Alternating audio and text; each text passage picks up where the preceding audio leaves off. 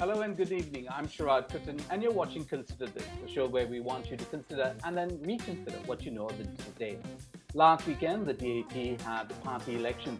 It saw it electing Puchong MP Gobind Singh Dio, Penang Chief Chow Kong Yao, and Seremban MP Anthony Loke to the party's top leadership. This after Lim Guan Eng stepped down as Secretary General after maximum of 3 terms. Now, what does all these shifts in leadership mean for the direction of the party and its ambitions in the years to come? Howard Lee, outgoing DAP youth chief and assemblyman for Pasir Pinji in Perak, joins us today on the show to help us understand where the DAP is. Thank you so much, Howard, for joining me tonight.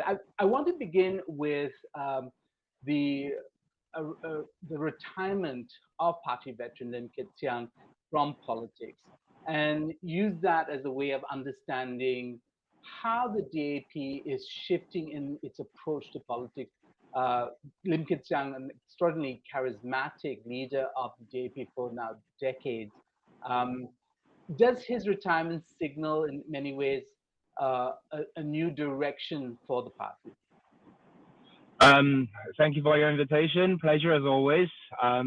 I think I would like to take it in a slightly different direction. I see right now, rather than the taking of a different direction, or with the retirement of Kit Siang as the key focus, I'm seeing it as a widening of the top tier leadership of the party.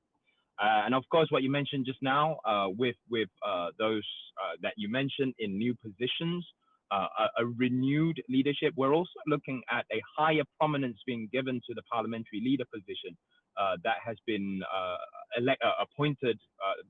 Saudara Komeng, the former parliamentary deputy speaker, now given the role or elected into the role of the parliamentary leader of the DAP. Now, with this widening of the top tier leadership, I think it shows the widening of the party's appeal. It shows the widening of the party's base, the widening of the entire notion of DAP.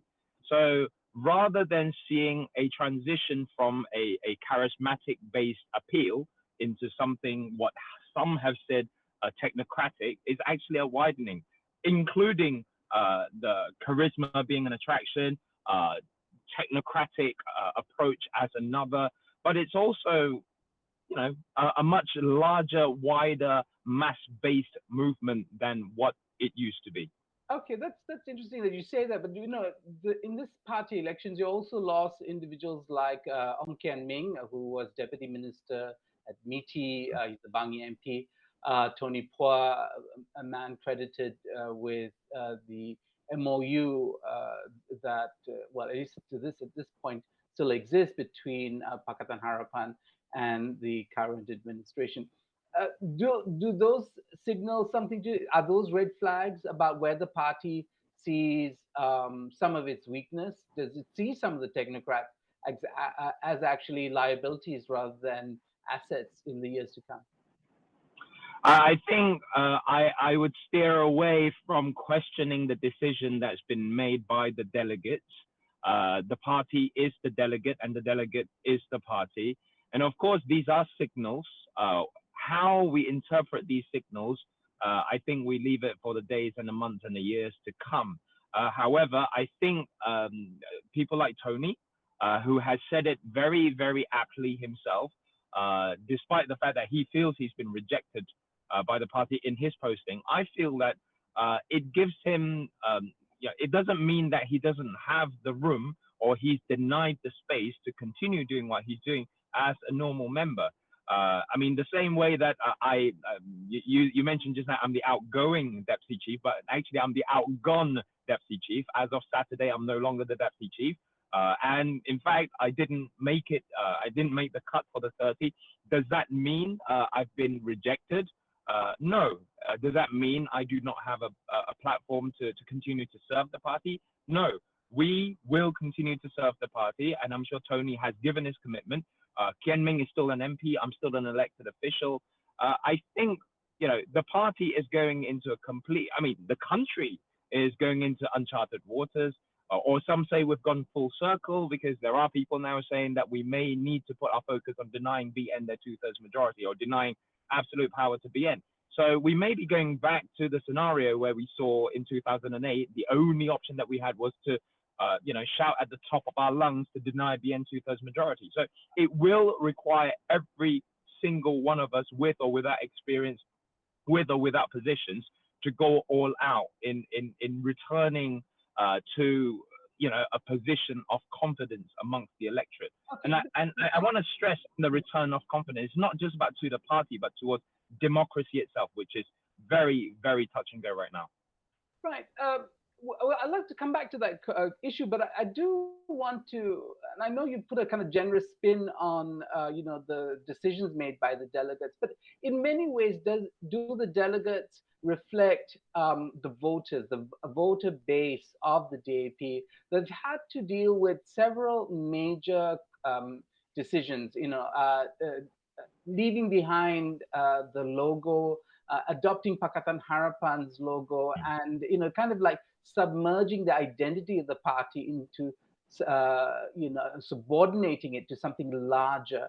Is that something that that rankles at the core identity of the DAP supporter, who's for many years never had the ambition of gaining state power? They've always been that voice of dissent in the Malaysian landscape, and is that what they still want? They want the strong dissenting voice, and that's why the MOU, as strategic or as intellectually grounded as it may be, still wasn't something that could be sold to the DAP base.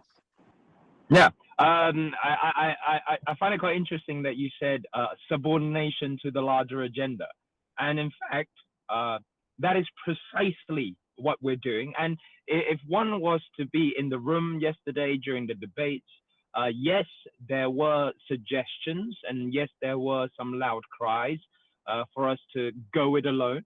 But if we were to really quantifiably look at the voices of for this subordination to larger agenda, i.e., still sticking to the coalition model of Pakatan Harapan, versus the go it alone, the subordination to larger agenda was by far the louder and more, I would say, numerous voice. Okay, and of course, we've always been one that celebrates plurality, not just in everything, but plurality in views. But when the party made the decision, when the delegates have decided on a leadership, and it would seem that the new leadership is by and large a continuation of the previous larger agenda, a subordination to that larger agenda is the only thing we must do and can do.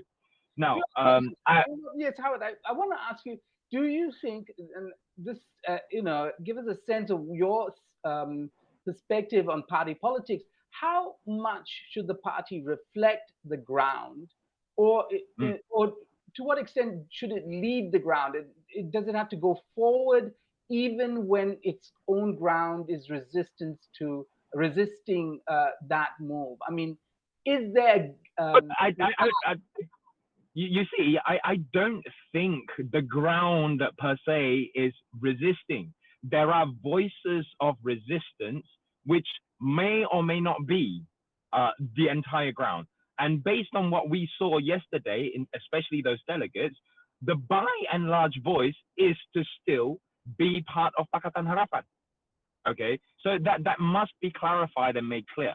Okay, and of course, your first question was, to what extent should the leadership lead, or should the ground lead or inform the leadership? It's a two-way thing, but I think at this precise juncture, where, as I said, it's kind of pretty much uncharted waters, I think leadership should do just that, to lead. Okay. And then, yeah, Howard, this is very quickly a look at the lineup. I mean, women, there are more women in the central leadership now, but it's still kind of perhaps not as great as it could be. It's not. I don't believe it's 30% yet. And also non-Chinese members of the DAP. Does DAP still have a problem in that regard, the ethnic and gender diversity? I think I just have to correct you there. Constitutionally, we are bound to have 1/3, which is basically more than 30%. It's 33%. So of the entire Central Executive Committee, it is mandated by the Constitution. So it is more than 30% women. Okay. And I must admit, it was a little bit disappointing to see a lacking in elected non-Chinese officials within the Central Executive Committee. I must admit that. I must admit that. Help us understand why hasn't it? Because you have some excellent members of the DAP who are non-Chinese. Why is it that they're having a hard time getting support from the party? I think one of the key, I would say, excuse, or one of the key reasons.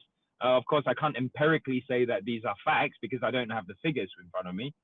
I think, quite frankly, the delegates may or may not know yet some of the leaders who are non-Chinese. Okay, and it would be disingenuous. It would be disingenuous for me to say otherwise. Whether it's those candidates lacking in footprint in getting themselves known, or it's simply muscle memory, or whether it's just pure and simple internal politics. I don't want to use the word warlordism, but essentially you've got pockets of votes that will support certain candidates, and those who may not be those. It just so happened that those who have banks of votes are still well, basically essentially they are those who don't have votes are the sorry, let me come back to that. Those who don't have banks of votes are Malays, and quite frankly, that's the fact. And those who do have banks of votes happen to be Chinese and maybe some Indians. And that's, brought us to this particular situation. But nonetheless, in the co-option that has happened, constitutionally, we can co-opt up to 10. 5 have been co-opted, and I think that has at least closed the gap that needs to be filled in terms of representation, in terms of ethnicity. Okay, I don't want to kind of like belabor this point. I know Gobind Singh Dio was one of the highest vote getters in the party election, but and maybe that's also a reflection of his own genealogy. I mean, the son of Karpal Singh. But are there people in the DAP who want the DAP to be much more Chinese in identifying or sort of characterizing its party, identity? That this is core. There's nothing to be shameful about. But the DAP is, in sense, the champion of the Chinese community in Malaysia. Are there people like that in the party still? I think what I can say to that is the current circumstances, well, certainly is a reflection of the last 60 years, where ethnic minorities, i.e. the non-Malays, would feel like their existence as fully fledged Malaysians being threatened. They seek representation and leadership from that position of minority. Okay, let's acknowledge that, and that being, whether it's a fact or it's a sentiment, is something that is felt by by and large Malaysians who happen to not be Malay. And DAP has been able to fill that void, to be able to appease that insecurity through our long-strong struggle up until now. But does that mean that we are a party of minorities? No, we are a party for all Malaysians. And of course, it's being able to close that gap between a party for all Malaysians who speaks for all, and to be the representation and also the voice of the minorities. They don't have to be zero-sum games. In fact, they are complementary and anything but conflicting agendas. So if we can combine these two, but also close the gap, I think that is what we need to really work on right now. Okay, we're going to take a quick break and we'll be back with more of this conversation in a couple of minutes. Stay tuned.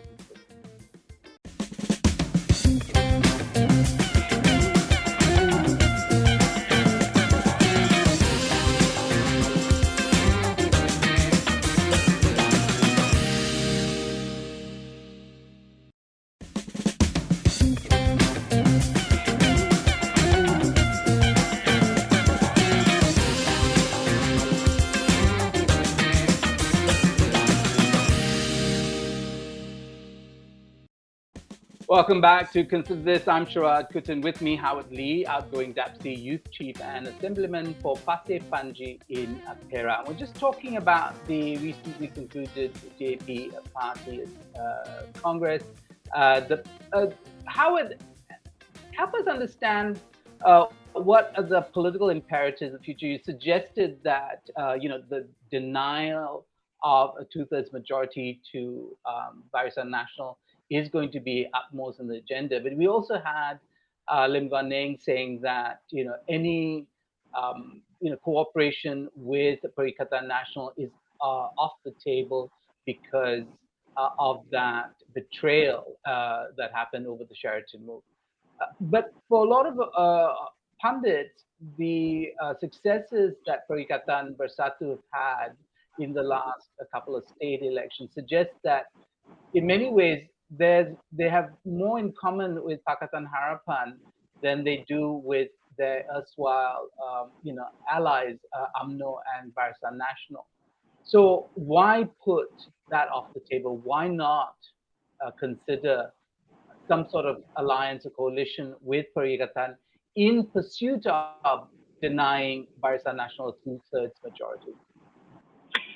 The only permanence in politics is its fluidity, right? However, I think one must realize that at this current juncture, in fact, it's actually beyond the betrayal. It's more, I mean, let's talk about a potential electoral pact, okay? Let's open our minds an electoral pact with Pakatan Nasional. My view is in seats like Pagoh, where Muhyiddin is the incumbent and will more than likely Pakatan Nasional will want to contest. Will Pakatan Harapan be able to even stomach the notion of ceding for Pakatan to contest that seat? Much more closer to home. The deputy president of Bersatu, stroke Pakatan Nasional, Tambun, the former Menteri Besar that was removed unceremoniously, will PKR or DAP or Amanah or Pakatan Harapan be able to cede, to let go of that seat and let him go uncontested? I think these questions, the only answer is a big no. Now, if on this fundamental basis of even on the minimalistic approach of an electoral pact, we can't answer, I think it's very difficult for us to explore. Let's go one step further. Let's talk about potentially an agenda-based cooperation, policy-based, and I think these are things that we've already explored previously and were rejected outright when Bersatu was part of PH previously.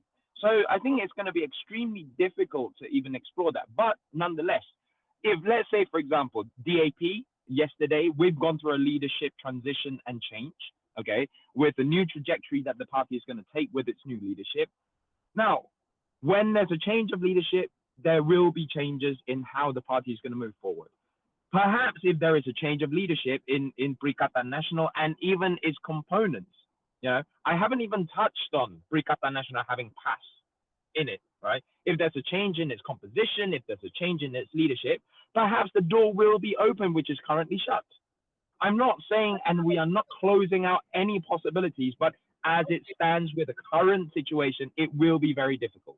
Right, but aren't the numbers suggesting that if the greater evil, as well, the greater enemy, is Barisan Nasional, because it is unreconstructed and it will, revert to type, and it hasn't been able to get rid of, members in its ranks who are corrupt, and basically they will return Malaysia to a pre-2018 scenario of governance.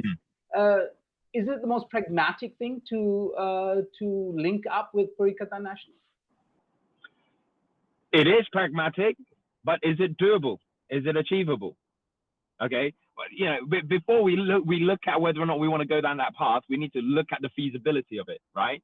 We all want, the pie in the sky, but if it's too far up in the sky and you don't have a plane, how are you going to get there? Okay, but okay, let's look at the pie in the sky. Let's put the primary objective, lesser of two evils, denying BN two-thirds majority. What is more impossible than taking the country into a different direction if we think back to 2008 than to be in government?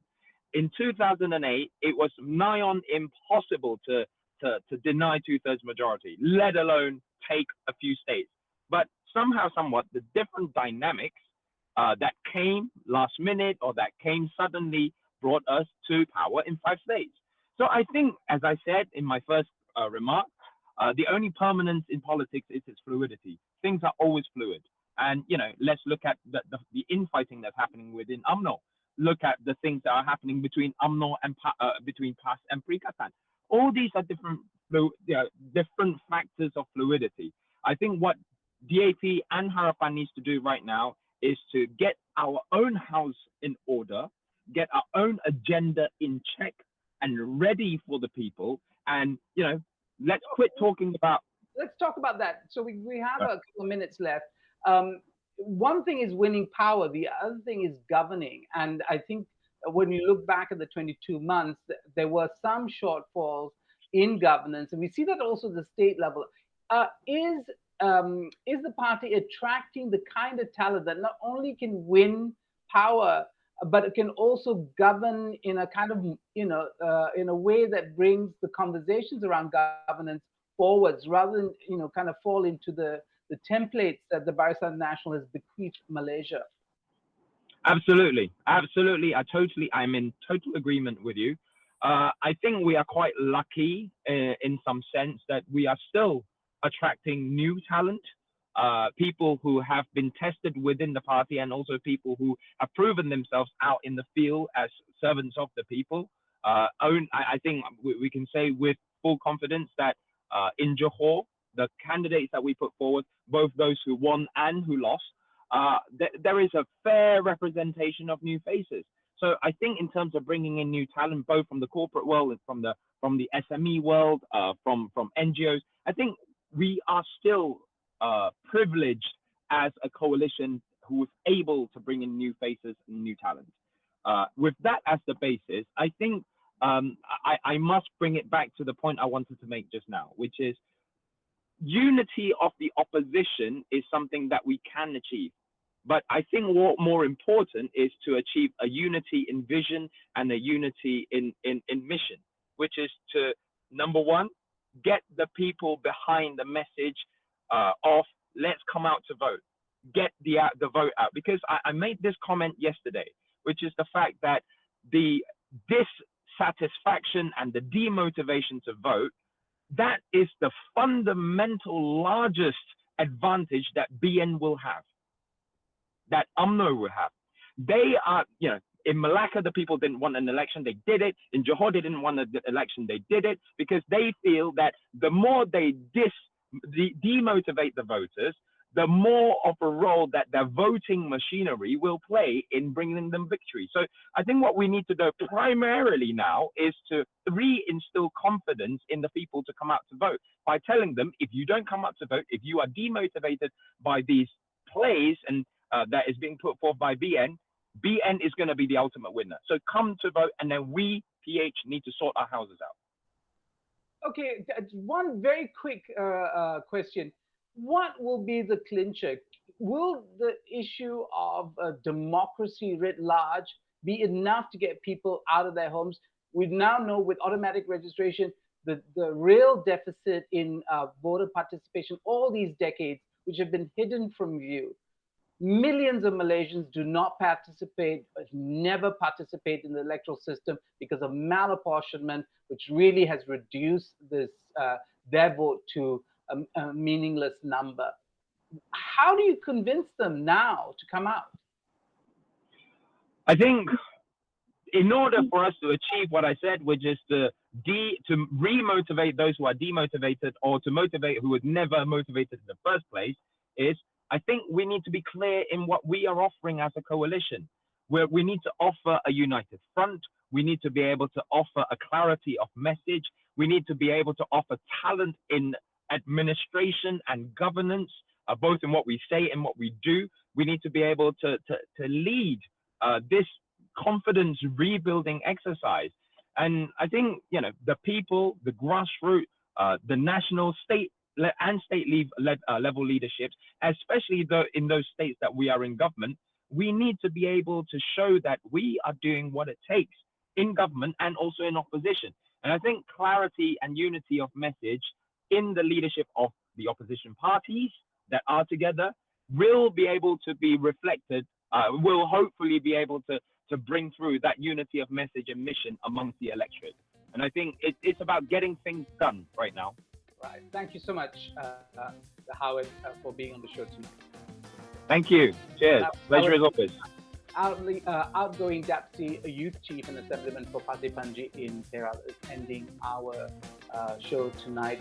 I'm Sharaad Kuttan. This is Consider This only on Astro.